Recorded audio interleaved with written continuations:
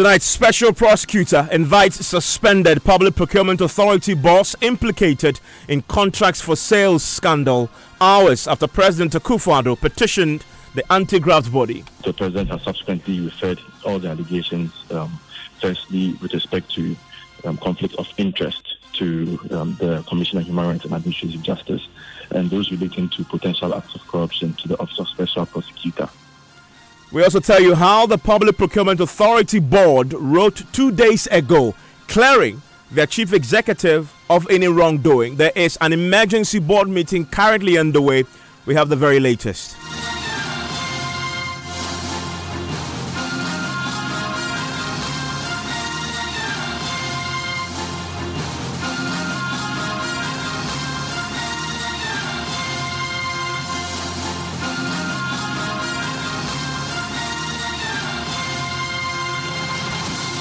And Topstory is always brought to you by Bond Savings and Loans. Your success, our passion, brought to you by Gasem Cement, the nation builder. Vodafone, the future is exciting, ready.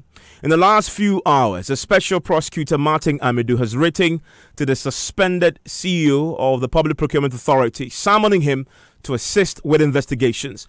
Ajanim Boateng Ejay was today suspended by President Akufo-Addo after he was implicated in the government contract for sales scandal. The revelations were contained in a documentary by Manasseh Zuriawuni that showed that the PPA boss's company, Talent Discovery Limited, allegedly engaged in the sale of government contracts. The company was registered in June 2017 after ABAJ was appointed CEO of the authority. Now, Joy News is learning the board of the authority is currently in an emergency meeting after its chairman was directed by the president to ensure that its chief executive hands over to his deputy.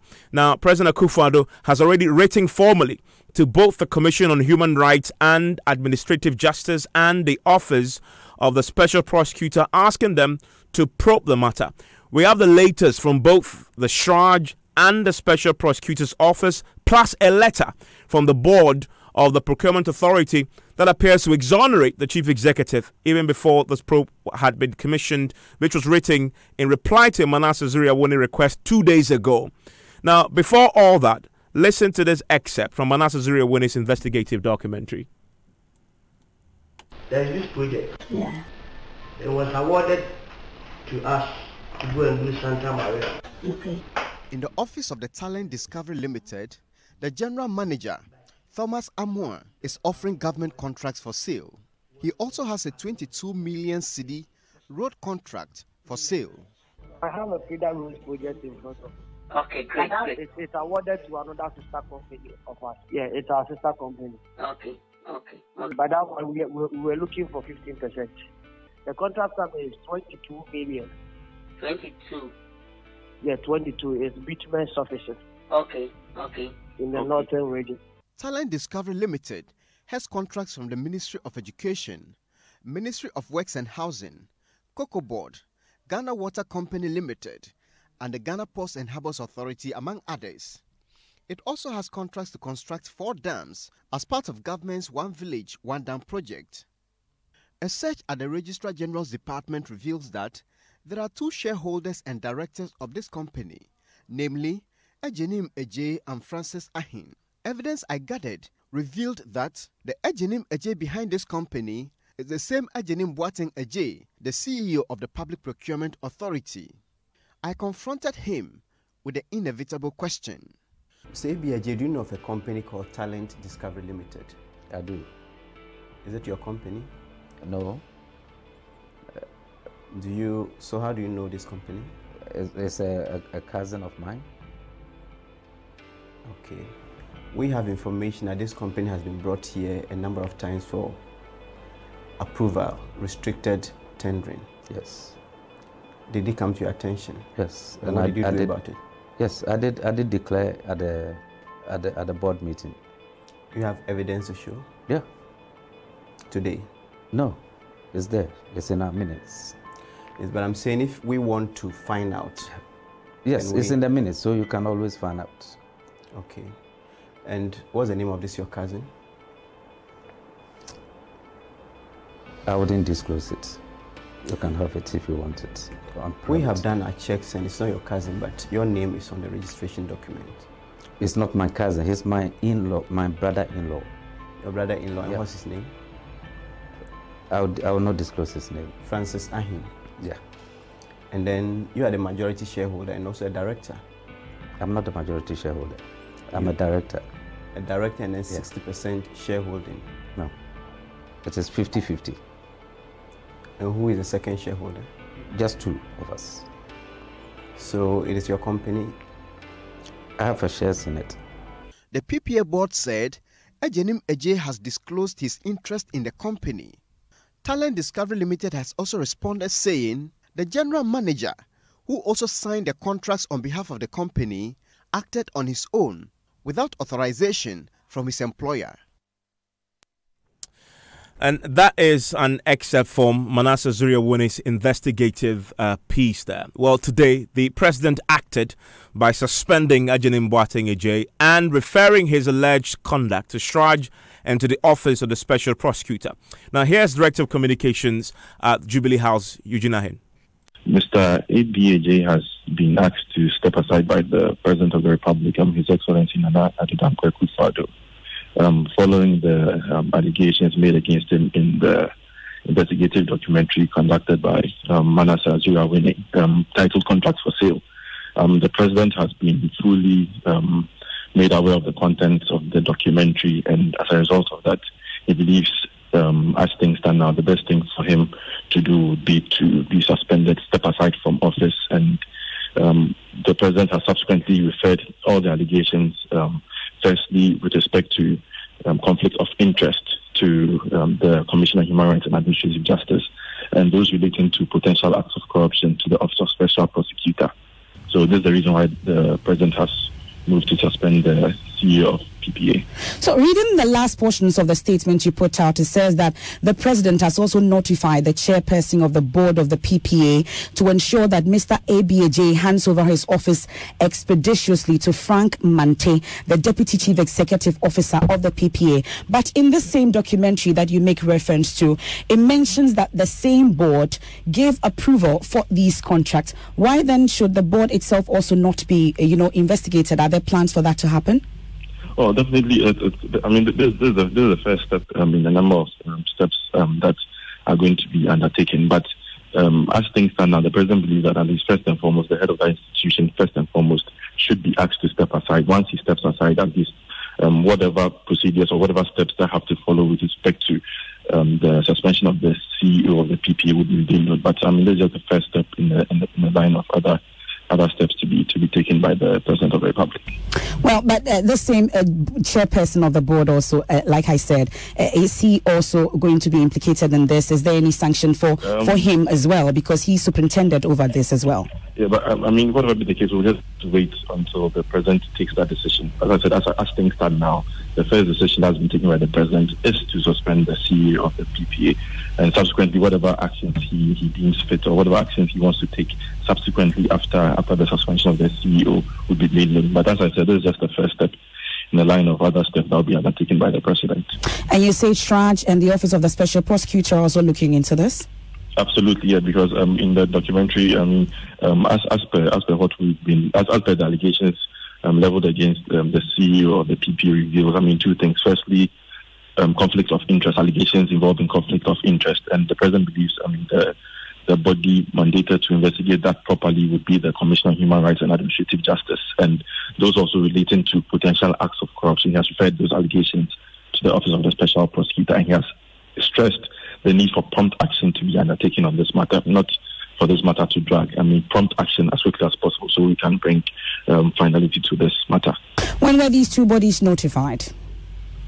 Yes, these institutions have been notified. The letters to these institutions from the President left Jubilee House literally some 10 minutes ago. So I'm sure in the next 15, 20 minutes, all persons involved, all persons who are supposed to carry out the directives of the President would have received their letters and to comply as such.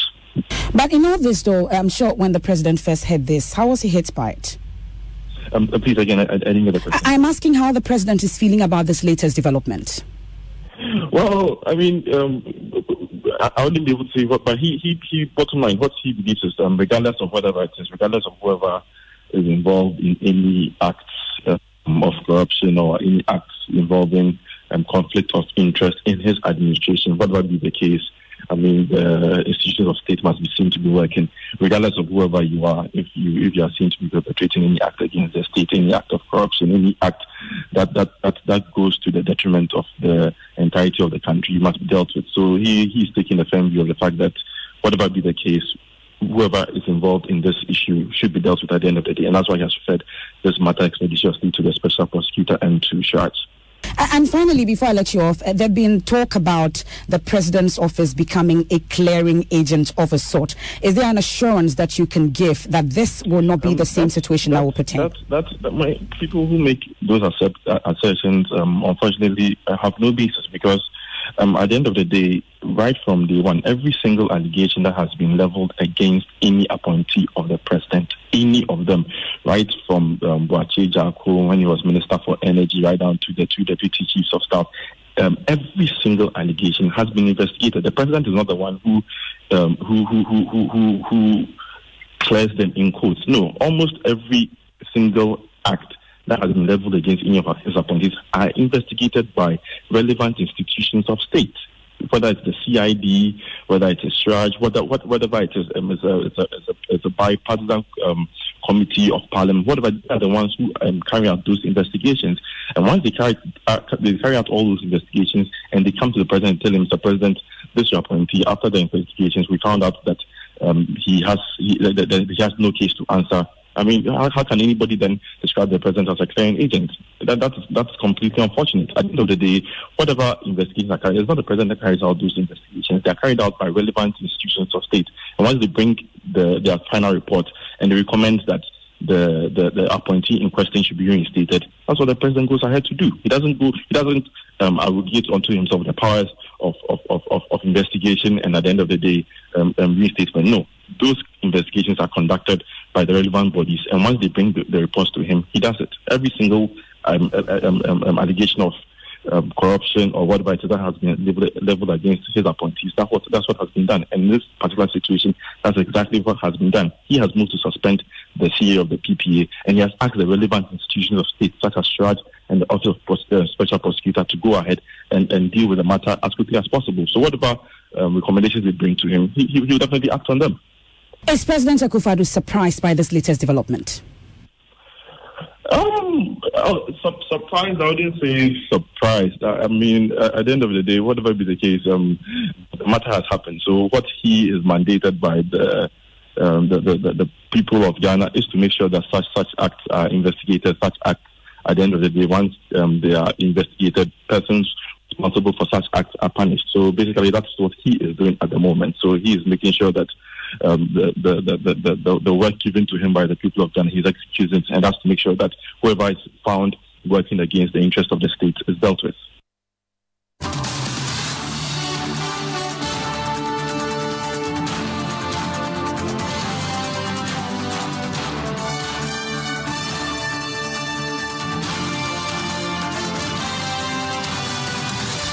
Well, as we speak, the special prosecutor, Martin Amadou, has already written formally to Ajanim Boateng Ejay, the chief executive officer of the Public Procurement Authority, summoning him to appear before him to answer questions and assist with investigations. We have a copy of that letter.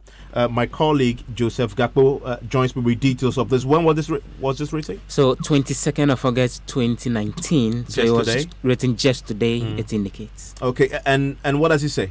So it's under a very long heading: invitation to the Chief Executive Officer of the PPA and the directors and shareholders of Talent Discovery Limited and B. Molly Enterprise Limited to assist in investigations into procurement malpractice and to produce information and documents pursuant to sections 29 and 73 of the Office of the Special Prosecutor Act and Regulation 10 of the LI. And it goes on to say that the office has been conducting preliminary investigations into suspected commission of corruption and corruption-related offences by the above-named limited liability companies and their directors and shareholders, and that the matters of preliminary investigation has reached such a stage that instructions for full investigation into possible procurement malpractices in the nature of corruption and corruption-related offences have been issued. And that particular paragraph suggests that the special prosecutor may have been conducting its own probe into this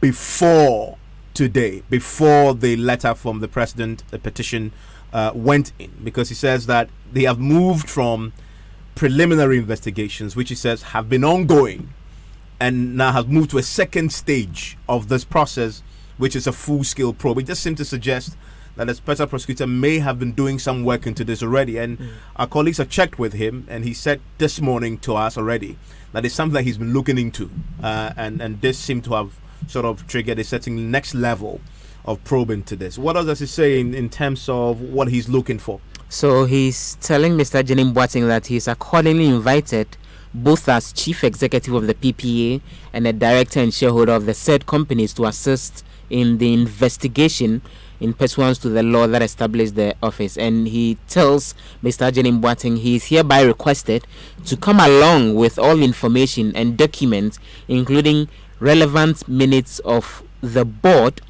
relating to the investigation. That's what the document says. He should come along with all information and documents, including relevant minutes of the board relating to this investigation. I'm sure he meant to say board meetings relating to the investigations. When is he expected to appear? He is asking him to report to the acting head of investigations of the office on Thursday, 29th August 2019 at 10 o'clock in the forenoon with the relevant information and documents herein requested for. That's exactly a week today. And this is copied to the acting head of investigations at the OSP, and also to Mr. Daniel Domelevo. That's the Auditor General. I'm curious. And it's signed by Martin Amidu himself. I'm just curious why the Auditor General has been copied in this, but it's something to ask further. I remember that in Manasseh's documentary, he had spoken to Daniel Domelevo as part of the process of getting to the bottom of this. Now, something else that has come to our attention, and this is documents that Manasseh is sharing with us, is something that relates to one of the requests that the special prosecutor himself is now making of the suspended chief executive of the PPA. As you just noted in the in Matamidu's letter, he's asking the chief executive, who's now being suspended, to also come along with information and documents, including relevant minutes of the board relating to this investigation. If you trace that to Manasseh's documentary, in that documentary you hear Ajenim Boateng AJ say that he declared that his conflict, he's declared it his interest in the Talent Discovery Limited to the board. And Manasseh asked him, can you produce the minutes? He says, yes. Can you give me now? He says, no, I can't give you. And it appears that the special prosecutor is interested in that, if indeed declared that interest to the board. Well, we are now getting some further clarity on this. Manasseh also, post that interview, wrote to the board of the Public Procurement Authority, making this same request for an official to be for him to be supplied with an official copy of those minutes to corroborate the position as expressed by Ajenim Boateng AJ. We have their response from the board. First of all, the timelines are important. When was this response written to Manasseh? So this response was written to Manasseh on the 20th of August 2019, which is 2 days ago. 2 days ago. And it references a letter Manasseh wrote to the board on the 13th of August 2019, requesting for the board minutes and evidence of savings by the PPA. Okay, so evidence of savings, I need to explain. If you follow Manasseh's documentary, at the beginning, he shows the finance minister in parliament making a point about how the public procurement, through prudent public procurement practices, they have saved more than 2 billion cedis. 2.75 billion. Manasseh writes and requests for evidence to back that. Thirdly, he also writes to request for evidence to show that ABJ had indeed recused himself after he had declared his interest. Okay. So what did the board say in response to these requests that Manasseh put in? It's a 5-paragraph response. So let's start with their response to the 2.75 billion that the government had said they had saved through prudent procurement practices. Well, Leslie Dodu, who is the board secretary and director of legal services at the PPA, says, please be informed that we are unable to give you a list of contracts from which the PPA had announced it made savings to the tune of 2.75 billion Ghana cedis on the review of restrictive tendering and single source contracts.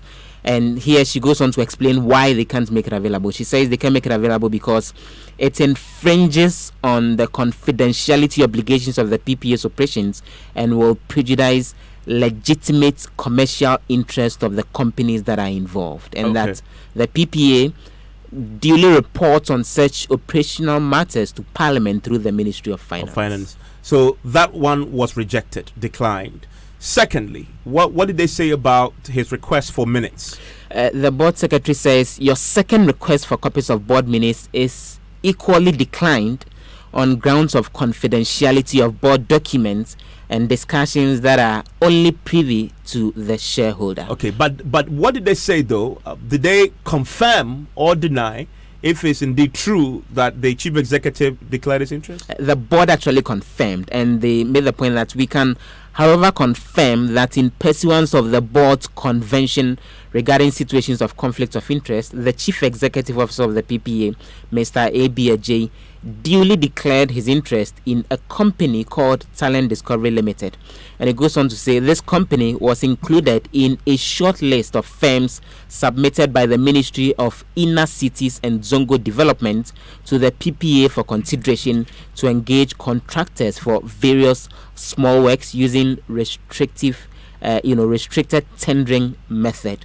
And they say that the board says Mr. J officially disclosed his interest in the said company and accordingly recused himself from discussions on this application. Did they provide anything close to any evidence to prove that he indeed recused himself? Well, they say the declaration is duly evidenced by the board resolution, which is dated the 17th of January 2018. So apparently there's a board resolution that he recused himself. Exactly, dated the 17th of January 2018. And then the board further says that subsequent to his initial declaration, Mr. J recused himself from discussions on 14 other applications, of which Talent Discovery Limited was among the shortlisted firms. So now we know that the talent, the company that ABJ had interest in, the Talent Discovery Limited, had come before PPA 14 times. 14 times. So that figure is very specific in the letter from the board. They conclude the letter. And there's another question that Manasseh was also seeking answers to, whether ABJ had relinquished his position as a chairman of the Talent Discovery Limited. The board secretary of the PPA says, with regards to your request to know whether Mr. J has relinquished his position as chairman of TDL, we are informed by Mr. J that he wrote to his partner in September 2017 to relinquish his position as chairman of the said company due to increasingly busy schedules, which would likely affect his availability to attend to the needs of TDL as director and also chairman. And then they made the point that they trust that the response is sufficient enough. So the evidence that they produced to back the point about him stepping down from the company is a word that they say himself, Mr. J, had given to the board of the PPA, that he had done that back in 2017 September. And this is copied to the board chairman of PPA, the chief executive of PPA as well. And as we speak, we understand that the board had called an emergency meeting this afternoon, which is currently underway. We also understand that Mr. Ejenim Boateng Ej is in this particular meeting as well. What we are not sure of is whether his deputy, who the president has directed, should take over while the investigations continue is part of this meeting. But we can confirm that there's an emergency board meeting currently happening at which Mr. Ejenim Boateng Ejei is currently in attendance. Let me bring in Mr. Vitus Azim. He is an anti-corruption campaigner, former head of the Ghana Integrity Initiative. Thank you, Mr. Azim, for your time here on Top Story. Yeah, you're welcome. First of all, give me your thoughts on the role of the board. The president's directive is to the board to oversee the transition and put in place, install the deputy. Some have raised questions about that because the board itself was part of the probe, and questions have been raised about them. What's your own thoughts on this? Well, we are not very clear that the board was involved in the whole exercise. And so, what I listened on the documentary, the board may not be directly involved in this. And in any case, somebody has to be acting in the absence of the CEO. And so, maybe it's okay for the board. Maybe they're just trying to supervise the handover and all that kind of thing. They are not necessarily going. The decision has already been taken for somebody else to investigate the matter. So the board is not going to investigate the matter. At this moment, there's several strands of actions being taken right now. The special prosecutor, as we just discovered, has already stepped into right. Shraj is going to look into the conflict of interest situation. Enough to get to the bottom of this? No, I think that sometimes this government uses various ways of tackling the issue. Why should SAIC and Office of Special Prosecutor be involved? One state institution should be asked to do the thing. The president can instruct the Office of Special Prosecutor to investigate. SAIC does not need to be instructed by the president. The president has no control over SAIC. So it is not an issue. And in any case, corruption these days includes a conflict of interest.